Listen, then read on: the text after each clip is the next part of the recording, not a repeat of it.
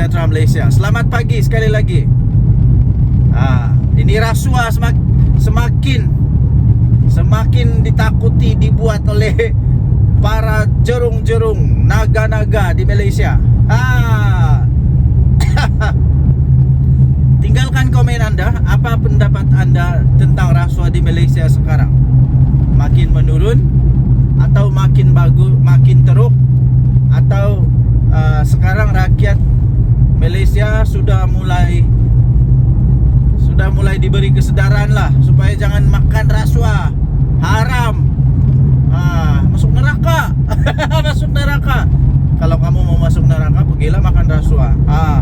Bukan kamu saja makan rasuah masuk neraka. Orang yang makan rasuah itu lagi kesian, tidak tahu apa-apa, terhimpit, terhampit. Orang Sabah bilang terhampit, terikut-ikut, secara tidak sengaja terikut-ikut lah makan duit rasuah. Aduh, kesian.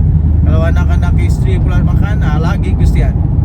Okey, baik tuan dan puan-puan, tinggalkan komen Anda.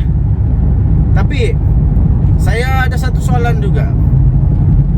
Kenapa sekarang ini barulah macam seolah-olah ada kejayaan di dalam memerangi rasuah?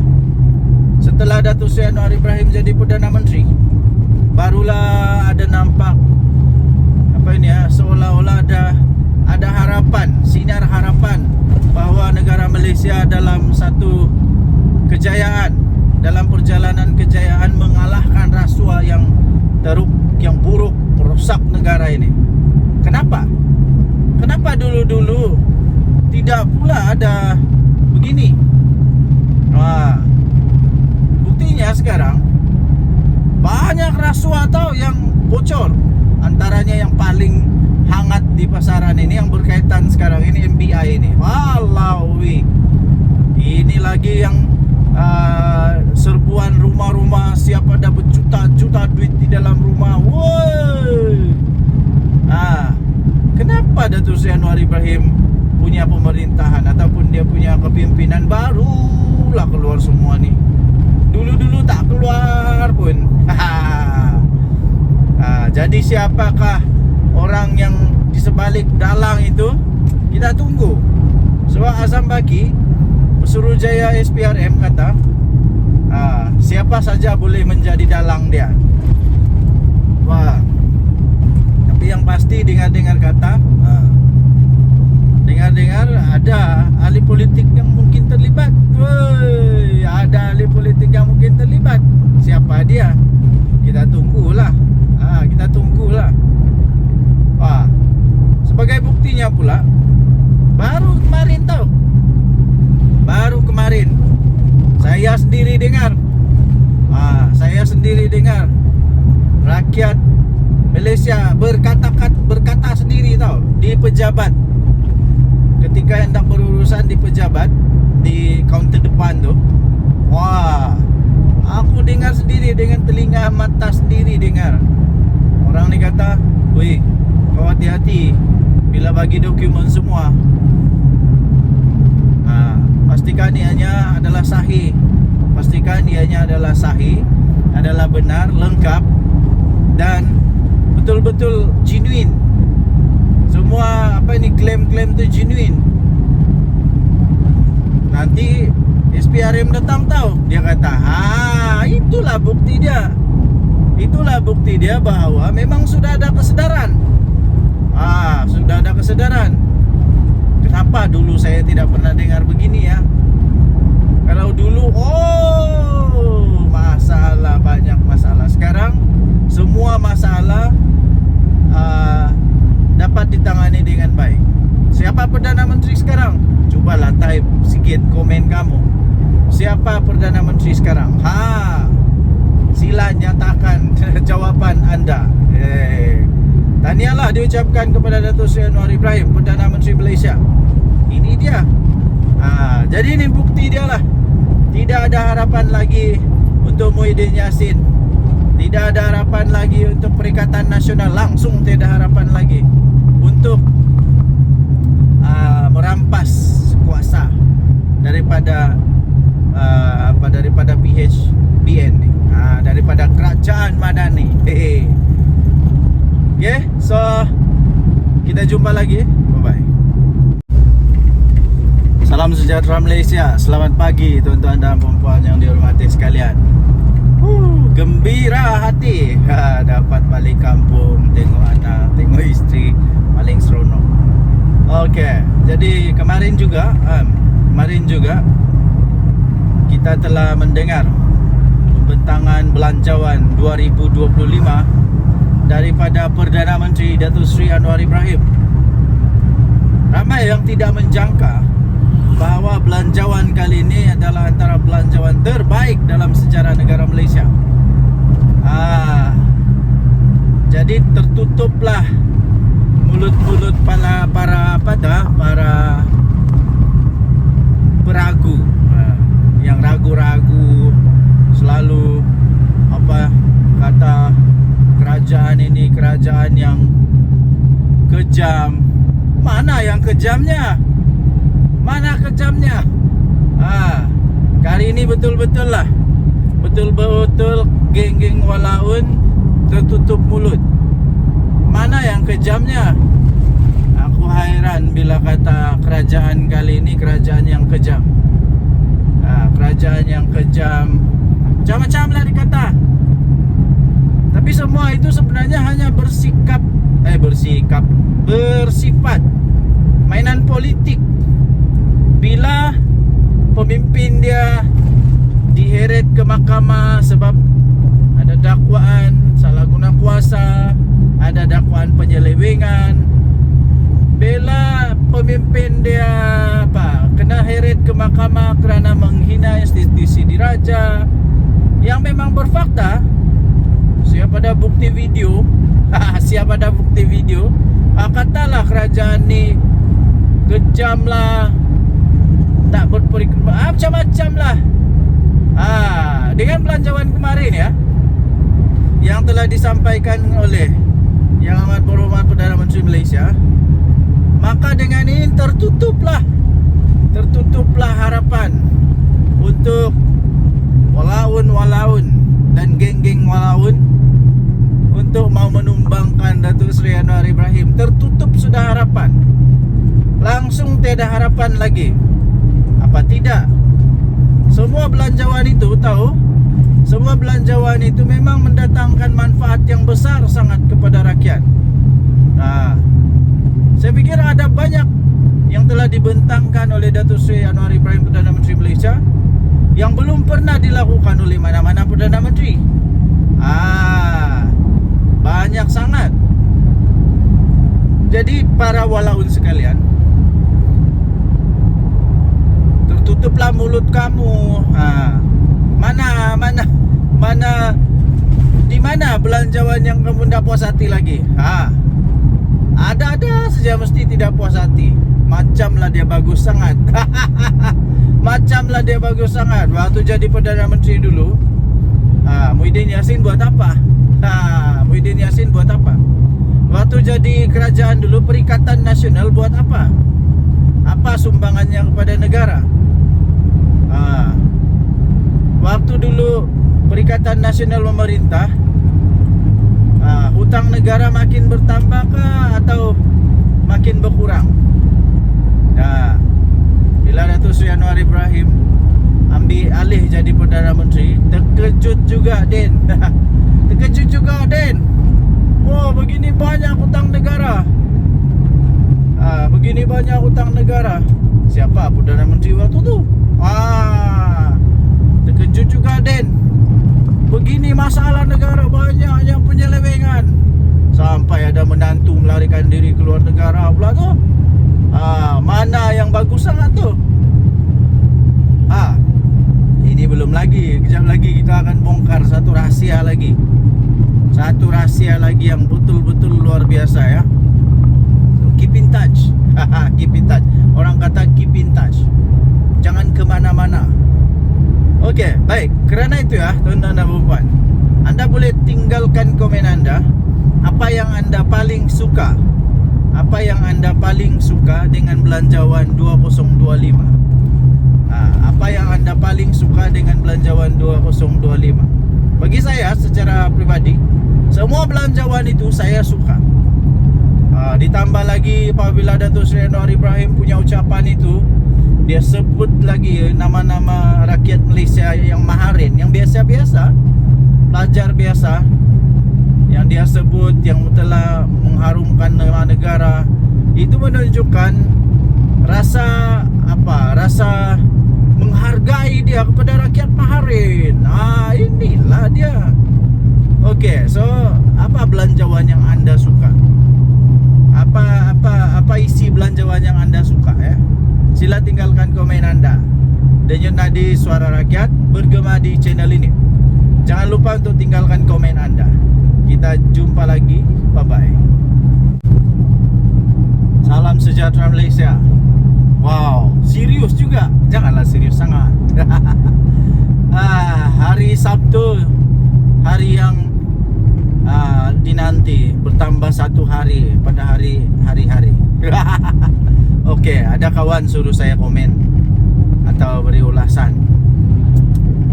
Mungkin ini satu sindiran kepada saya kah, kepada siapa-siapa kah.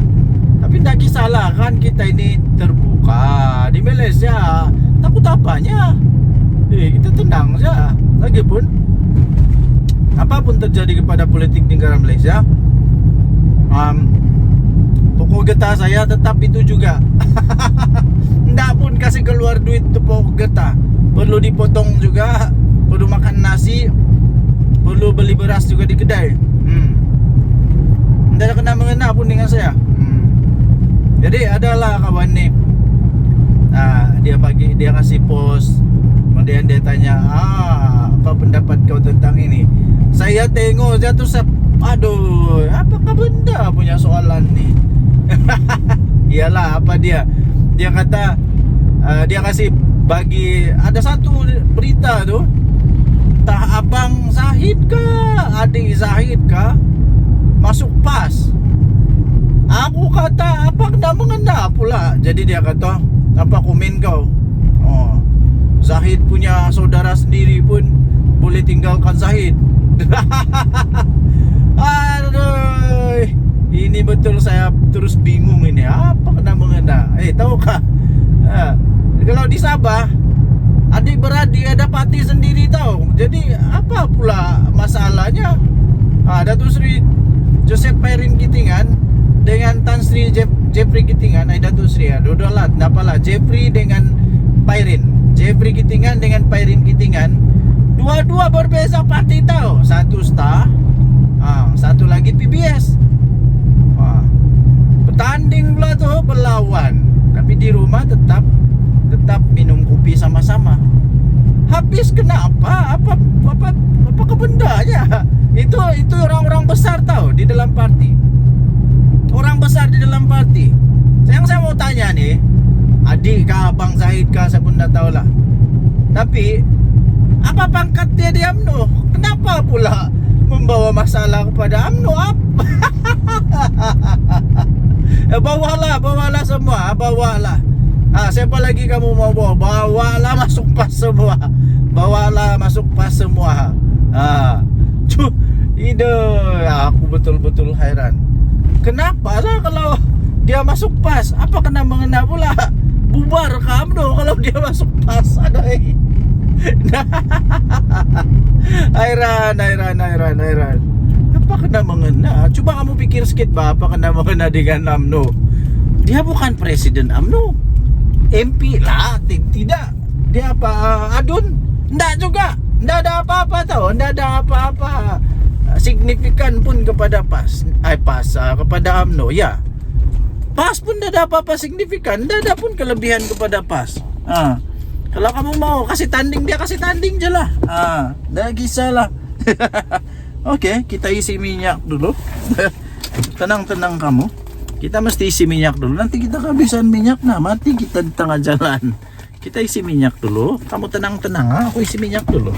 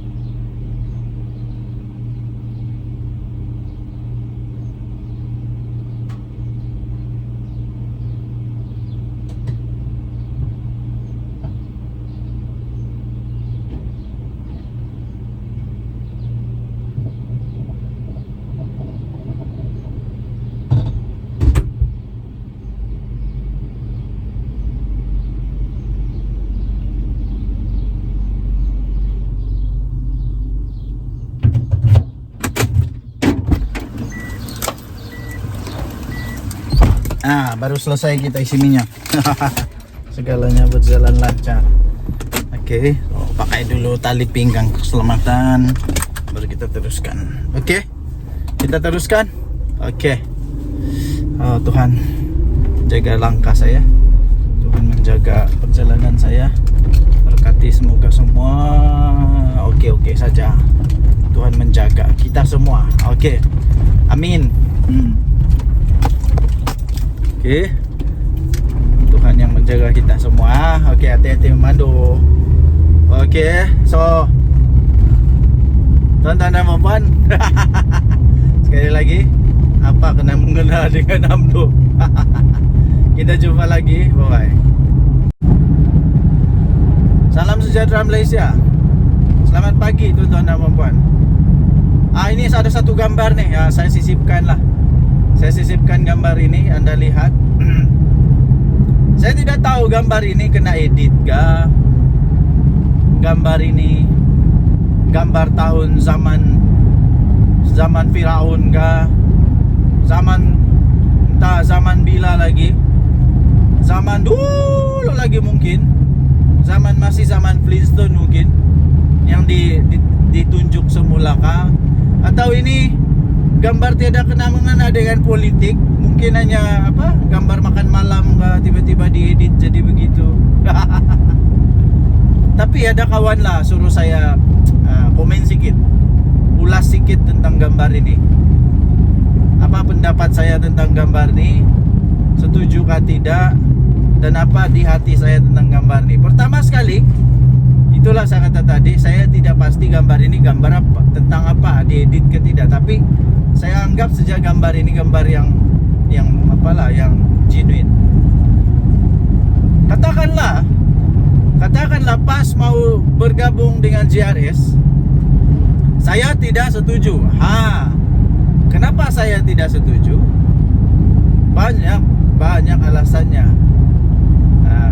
Kenapa?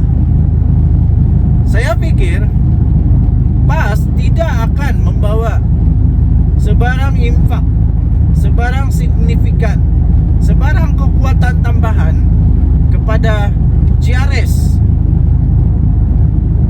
Tidak akan membawa sebarang impak atau kekuatan kepada JRS. Yang saya nampak, ini akan menyebabkan JRS lebih dalam bahaya. Lebih dalam bahaya. Ingat, di Sabah sentimen politik dia tidak sama dengan sentimen politik di Semenanjung. Tidak sama. Di Sabah, sentimen politik di Sabah lebih bebas. Pikirannya lebih bebas. Lebih bebas maksudnya kita ini di Sabah, kita tidak politik berdasarkan kaum lagi, tidak. Berdasarkan agama, tidak. Politik di Sabah berdasarkan kepada lebih terbuka sekarang ini, ya, lebih terbuka. Jadi tuan-tuan dan puan, saya pikir kalau PAS bergabung dengan JRS, bukan akan menguatkan JRS, malah kemungkinan besar akan melemahkan JRS. Kenapa JRS mau gabung dengan PAS? Sedangkan parti-parti Semenanjung sendiri menolak PAS. Lagi satu, itulah. Lagi satu, di Sabah, dia punya sentimen politik di Sabah semakin lebih kepada kesadaran kepada kekitaan. Maksud kekitaan itu ialah orang-orang Sabah sekarang, dia mau kalau yang dapat memerintah di negeri Sabah ini parti dari Sabah sendiri. Parti dari Sabah sendiri. Sebab itu Bersatu sudah tiada di Sabah. Bukan tiada, tapi sudah ditolak. Sekarang sudah jadi JRS, tidak ada sudah Bersatu. Jadi kalau parti dari Semenanjung sendiri menolak parti dari Semenanjung, kenapa GRS mau bergabung dengan parti dari Semenanjung? Ya, kita tahu ada parti UMNO, ada PKR, ada DAP. Tapi semua parti-parti ini dia punya kuasa kuasa dia sendiri di negeri Sabah. Dia tidak terikat sangat dengan Semenanjung. Lain dengan PAS. Dia belum settle down di Sabah ni pun. Berapa sangat ahli PAS di Sabah. Jadi memang tidak logik lah untuk GRS mau bergabung sama PAS kalau memang tujuan dia untuk menang. Sebab saya tidak nampak itu boleh menang. Enggak. Yang lagi susah, kalau sudah gabung dengan PAS, mesti PAS akan mau ada kerusi lah. Mesti PAS mau ada kerusi, mesti mau. Jadi ini boleh menyebabkan kekalahan kepada GRS. Lepas itu, takkanlah PAS mau pula bertanding di tempat yang DAP kuat atau PKR kuat atau pembangkang kuat. Dia mesti mau juga bertanding di tempat yang dia boleh menang. Masalah dia selalunya di tempat yang GRS kuat ini, sentimen dia ialah sentimen yang memang dah suka PAS. Dah suka PAS, jadi boleh kalah nih. Jadi itulah pendapat saya. Saya pikir janganlah, dah payahlah bergabung. Lepas tu kawan tanya, kalau PAS sama GRS bergabung, kau mau tolong dorang kempen kah? Indah, aku tak mau tolong dorang kempen. Indah, aku mau tolong kempen. Indah, saya tidak akan tolong kempen kalau GRS gabung dengan PAS. Indah. Sebab kenapa? Saya tidak setuju kan. Saya tidak setuju gabungan di antara dua parti politik ini. Jadi kalau saya tidak setuju, kenapa saya mau tolong kempen pula? Tapi indahlah juga saya menghasut orang supaya jangan undi mereka. Tidaklah, suka hati korang lah. Kamu mau undi siapa, suka hati kamu lah. Itu kamu punya hal. Kita di negara demokrasi apa? Tapi saya indah akan undi GRS atau PAS kalau dorang bergabung. Indah, saya bagi tahu indah. Tapi undi adalah rahasia. Undi adalah rahasia. Tapi saya tidak kempen lah, itu saja. Tidak kempen. Lagipun saya memang dah suka berkempen. Pandai-pandai lah kamu berkempen. Bukannya kena bayar duit untuk berkempen. Jadi bikin apa? Jadi terpulang kepada anda, apa pendapat anda? Tapi saya tidak setuju lah. Saya tidak setuju. Banyak lagi sebab dia yang lain. Kalau ditulis semua sebab dia, boleh siap 13 buah buku tau. Boleh siap 13 buah buku. Kau boleh buat tesis panjang lebar itu. Nanti dia punya kesimpulan tesis dia. What is your thesis? My thesis is kalah. Itu saja pendek, satu perkataan, kalah. Kalah, boleh kalah GRS nih. Boleh kalah GRS kalau dia bergabung dengan PAS. Kalau lah. Jadi tentang gambar ini saya pun tidak tahu betul atau tidak. Tapi itulah pendapat. Mau bergabung, suka hati kamu. Tapi ada konsekuensi dia. Hati-hati ya. Oke. Kalau di Semenanjung kalah. Di Sabah boleh menang kah? Dan tadi suara rakyat, kita jemput lagi. Kita jumpa lagi. Bye bye. Salam sejahtera Malaysia. Dan nadi suara rakyat bergema di channel ini. Kita gelak dulu. Saya masih ingat tau. Masih ingat lagi. Hadiah wang. Hadiah wang. Lucu juga orang tua nih. agaknya waktu dia bercakap dulu dia memang agak sedikit sudah lali orang sama bilang lali ni maksudnya nyanyuk. Mungkin dia tidak sedar apa yang dia cakap, kasihan lah. Jadi kita apalah, lupakanlah dia punya kata-kata itu, kita berdamailah dengan kata-kata dia. Cuma saja saya ingat dulu dia kata kerajaan ini, kerajaan Madani lah, kerajaan perpaduan ni lah, bila-bila masa saja akan tumbang. Bila-bila masa saja akan tumbang. Oh, Perikatan Nasional lah itu benar mau naik balik. Apa yang terjadi ya tuan-tuan dan puan yang dihormati sekalian? Apa yang terjadi? Ini kemarin Perdana Menteri Datuk Seri Anwar Ibrahim mengumumkan membentangkan belanjawan untuk kali ketiganya. Sudah 3 kali ini Tok Adi. Sudah 3 kali Datuk Seri Anwar Ibrahim membentangkan belanjawan. Aduh. Tapi belum lah. Sampai sekarang belum tumbang-tumbang pun. Yang tumbang bersatu, yang tumbang pas.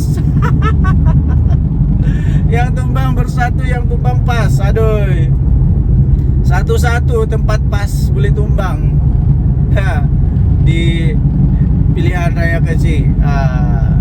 Bersatu pun tak pernah menang lagi. Belum pernah menang. Satu-satu tumbang nih. Satu-satu tumbang. Ini nasib baiklah Muhyiddin Yassin Presiden Bersatu. Kalau dia bukan Presiden Bersatu, agak-agaknya dia sudah tidak jadi berharga lagi nih Bersatu. Nasib baiklah dia Presiden Bersatu, kena hormat, diberi hormat. Entah apa jadi kepada Muhyiddin kalau tiba-tiba dia bukan Presiden Bersatu, silap-silap dilupakan terus. Hadiah wang pun sama juga. Aduh.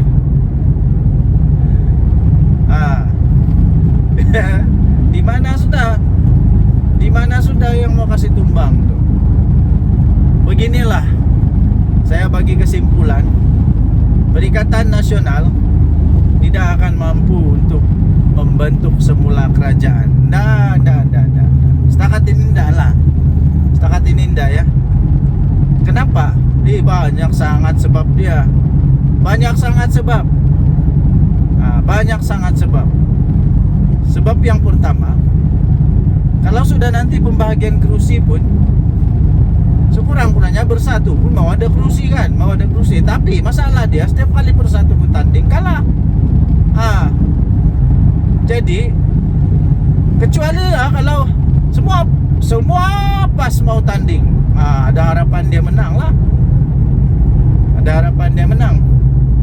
Tapi untuk membentuk kerajaan perlu 112. Masalahnya pas tidak cukup 112. Macam mana pun pas tidak akan dapat 112. Tidak akan. Kecuali dia bergabung dengan mana-mana parti politik. Masalah dia mana? Siapa lagi yang mau bergabung sama PAS? Siapa lagi? Kecuali Bersatu.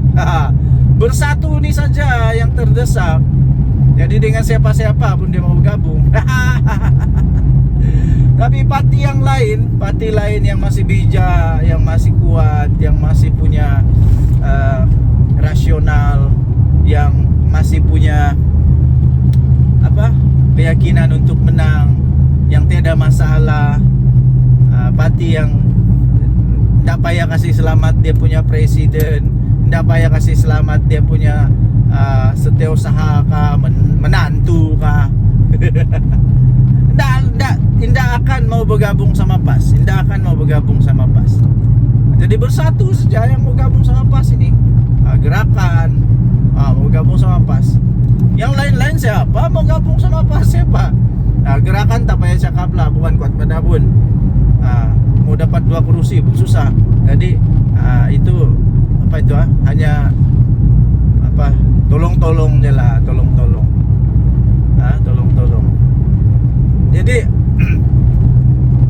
takkanlah PKR mau gabung sama PAS. Takkan di happy lagi. Sudah pernah gabung dulu, ndak berjaya. Ndak berjaya. Jadi sudah sudah jerak. Sudah jerak, ndak lagi mau bergabung sama PAS. Dan saya pun tidak setuju kalau ada parti politik yang tidak sehaluan dengan PAS coba-coba untuk mau bergabung sama PAS hanya dengan tujuan apa, kepentingan pribadi dan kepentingan politik saja, bukan untuk kepentingan negara Malaysia, tapi ya menyusahkan, merosakkan saja. Biar gak PAS lah. Kalau PAS betul-betul kuat, pergilah bertanding sendiri. Tapi tidak akan lah. Jadi kerana itu memang kemungkinan untuk Perikatan Nasional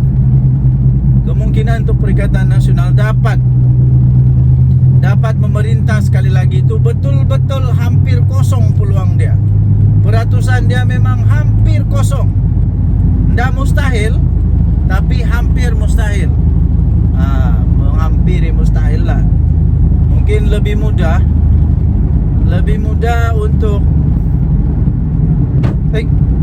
untuk orang lain jadi Perdana Menteri daripada Perikatan Nasional yang jadi Perdana Menteri. Jadi tidak ada kemungkinan lah, ya, tidak ada kemungkinan. Jadi lupakanlah mimpi-mimpi yang pelik-pelik tuh. Melupakanlah mimpi-mimpi yang pelik-pelik. Tidak ada sudah kemungkinan, ya.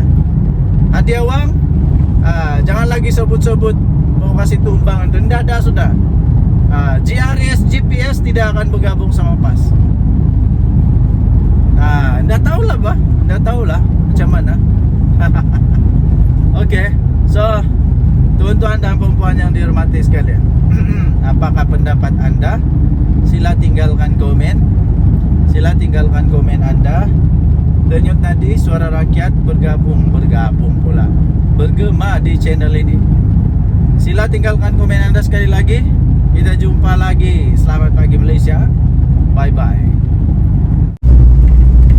Salam sejahtera Malaysia. Selamat pagi tuan-tuan dan puan-puan yang dihormati sekalian. Gembira hati dapat balik kampung, tengok anak, tengok isteri, paling seronok. Okey, jadi kemarin juga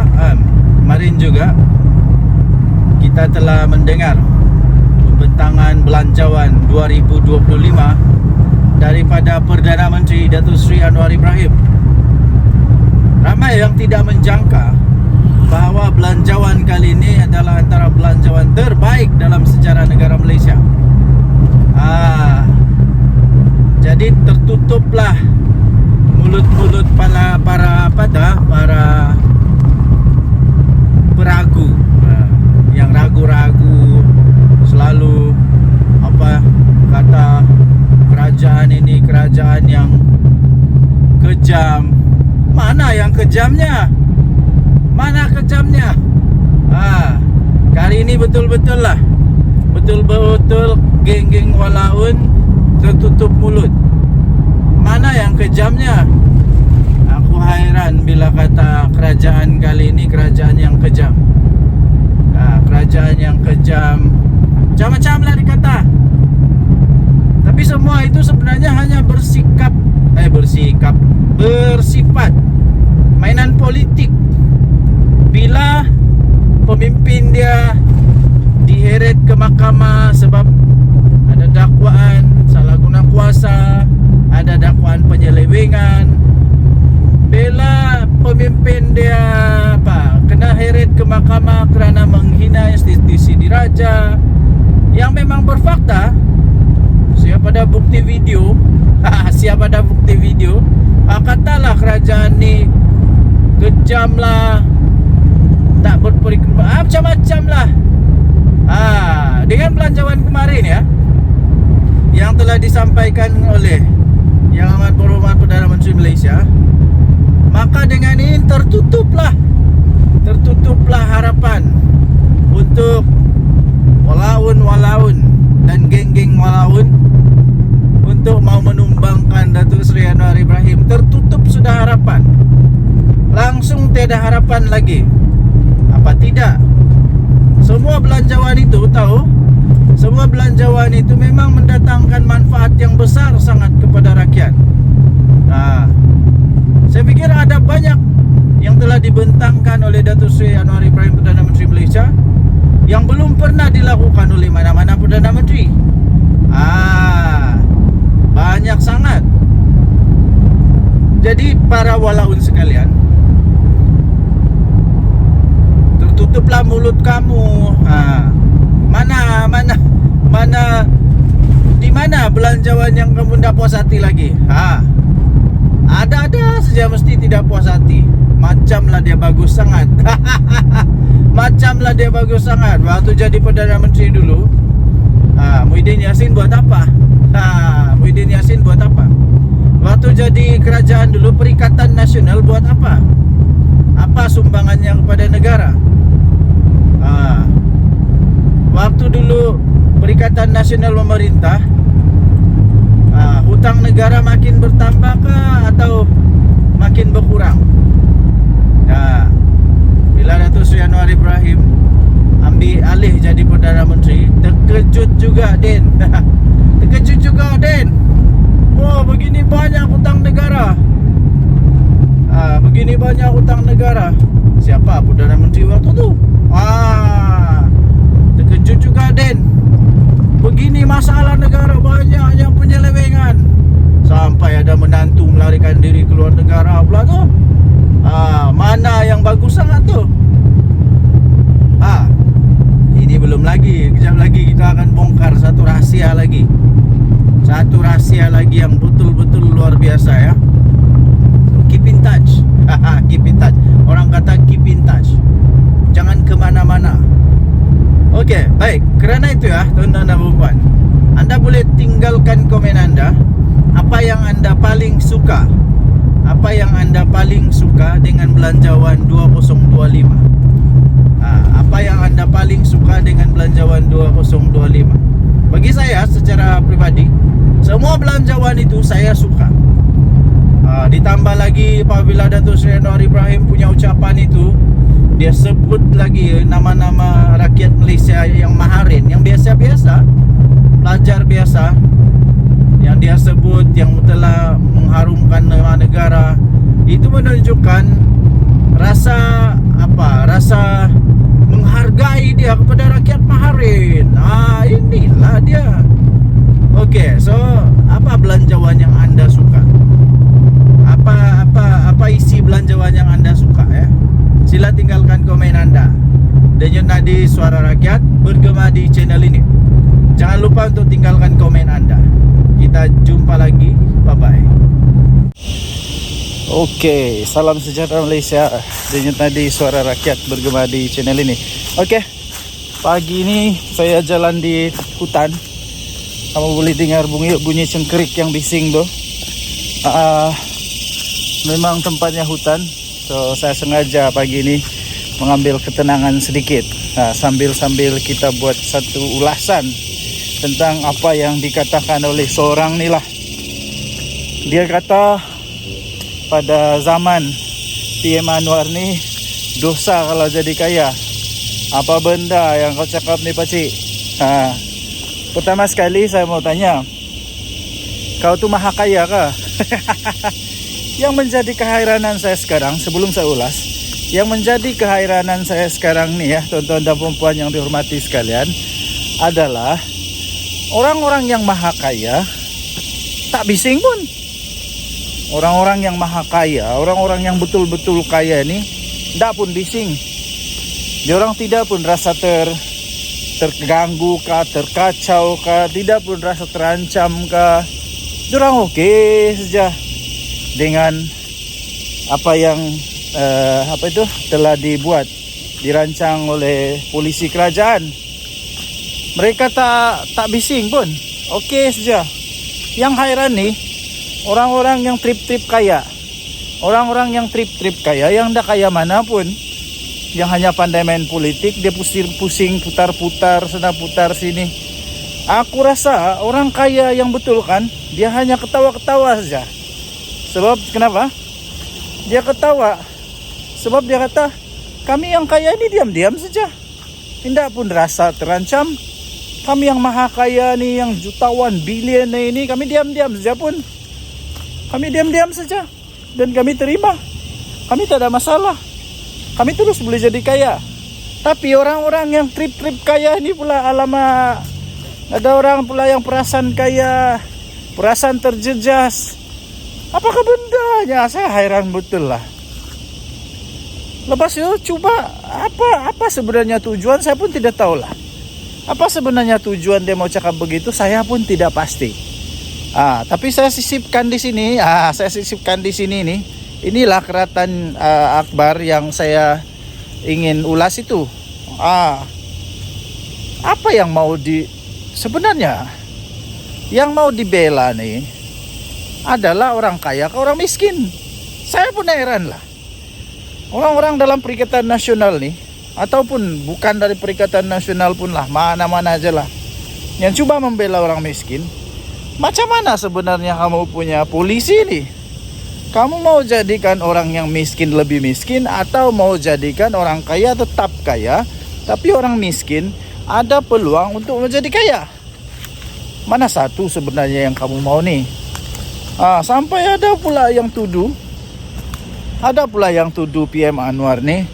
Dia kata pada zaman PM Anwar nih, semua orang yang mau jadi kaya dosa. Apa dosa kepala otak ya dosa? Saya rasa pada zaman sekarang nih, orang lebih senang mau jadi kaya lah zaman Anwar. Zaman Perdana Menteri PM Anwar, PM10 sekarang nih, saya rasa orang lebih senang untuk jadi kaya tau. Lebih mudah. Sebab tidak ada lagi monopoli. Siapa-siapa boleh. Pertama. Kedua, tidak ada lagi rasuah. Kalau kau rajin, sungguh-sungguh, kerjanya bagus, itu lebih mudah untuk peluang jadi kaya. Tidak macam dulu-dulu. Kroni saja. Sampai menantu lari ke luar negara. Kenapa? Dulu-dulu semua kroni-kroni saja yang boleh kaya tuh. Ya, kroni-kroni saja yang boleh kaya. Siapa yang ada kroni, yang banyak buat rasuah, boleh jadi kaya cepat. Nah, sekarang tidak ya. Siapa yang berusaha, dia boleh jadi kaya.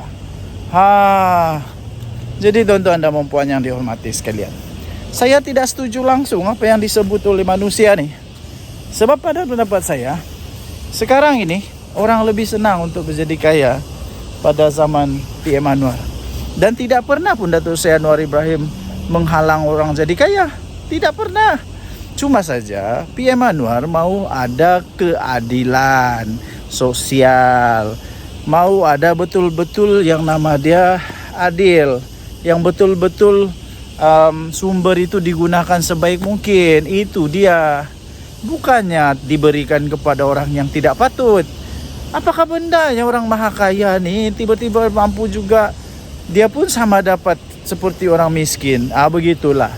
Apapun, pikirlah pakai otak, janganlah pikir pakai lutut pula. Apa pendapat anda? Tinggalkan komen. Bye. Salam sejahtera Malaysia. Selamat pagi tuan-tuan dan puan yang dihormati sekalian. Selagi kita berada di hutan. Akhirnya adalah orang yang berani jawab kepada entah manusia mana, entah yang dia tuduh pada zaman Anwar ni, kalau jadi kaya berdosa kepala otak. Heran betul saya lah. Okey. Kemudian soalan dia mudah saja, jawapan dia mudah. Dengan soalan juga.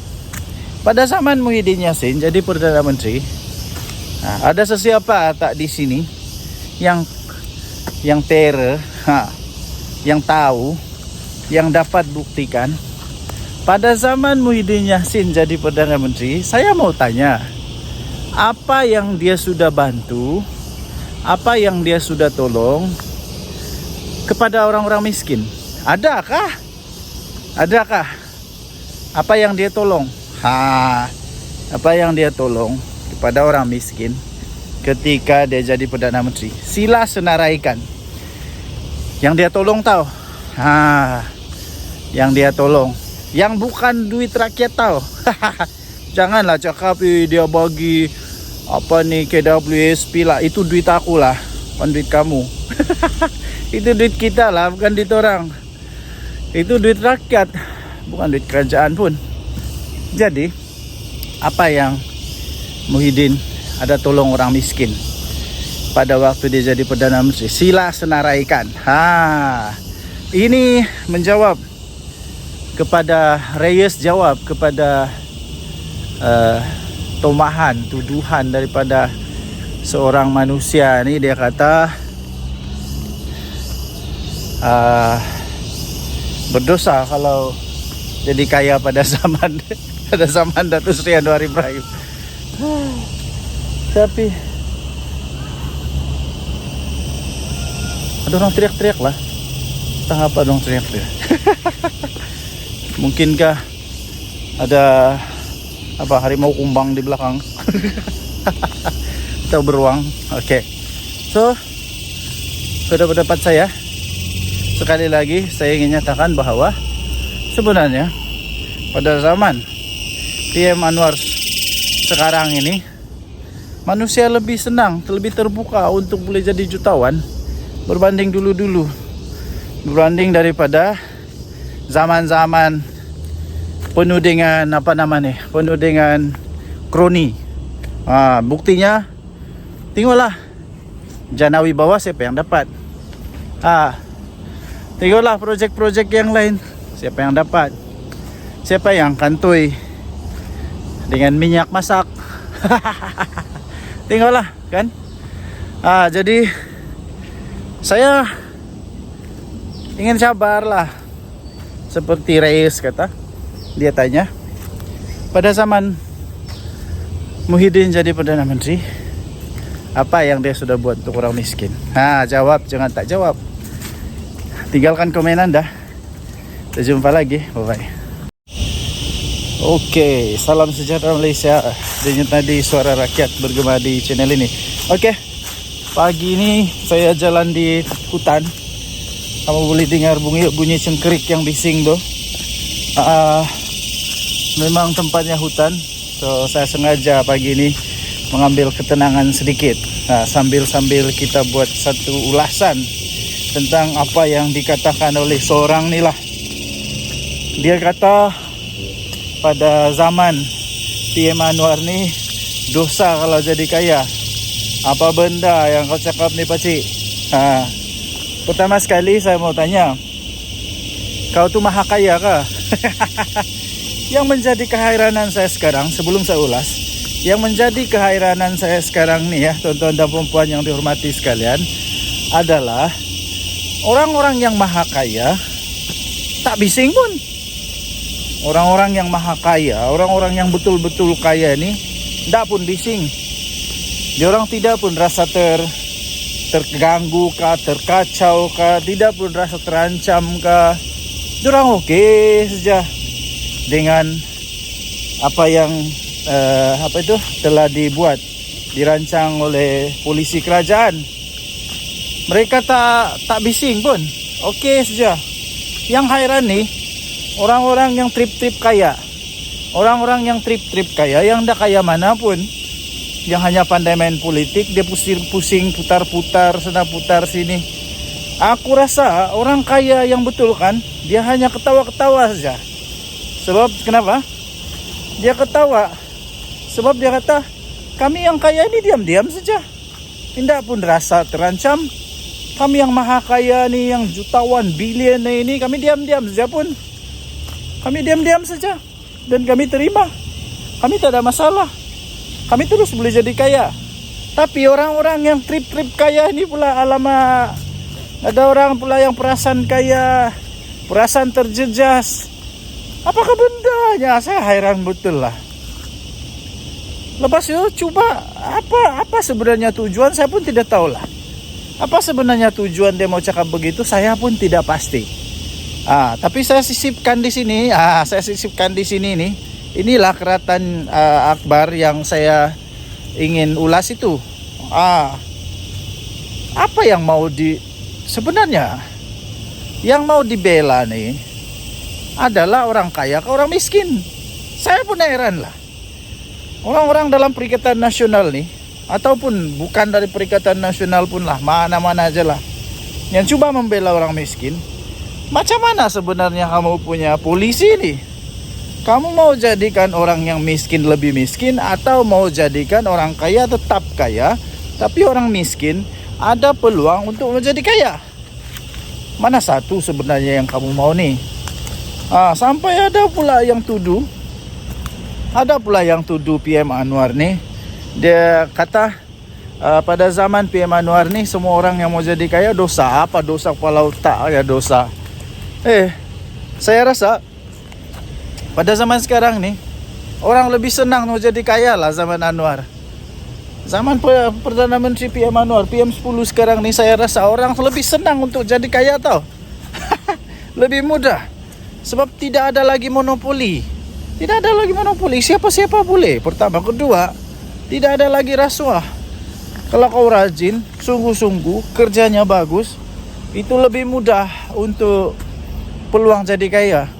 Tidak macam dulu-dulu. Kroni saja. Sampai menantu lari ke luar negara. Kenapa? Dulu-dulu semua kroni-kroni saja yang boleh kaya tuh. Ya, kroni-kroni saja yang boleh kaya. Siapa yang ada kroni, yang banyak buat rasuah, boleh jadi kaya cepat. Nah, sekarang tidak ya. Siapa yang berusaha, dia boleh jadi kaya. Jadi tuan-tuan dan puan yang dihormati sekalian, saya tidak setuju langsung apa yang disebut oleh manusia nih. Sebab pada pendapat saya, sekarang ini orang lebih senang untuk menjadi kaya pada zaman PM Anwar. Dan tidak pernah pun Datuk Seri Anwar Ibrahim menghalang orang jadi kaya. Tidak pernah. Cuma saja PM Anwar mau ada keadilan sosial. Mau ada betul-betul yang nama dia adil. Yang betul-betul sumber itu digunakan sebaik mungkin. Itu dia. Bukannya diberikan kepada orang yang tidak patut. Apakah bendanya orang maha kaya nih tiba-tiba mampu juga, dia pun sama dapat seperti orang miskin. Begitulah. Apapun, pikirlah pakai otak. Janganlah pikir pakai lutut pula. Apa pendapat anda? Tinggalkan komen. Bye.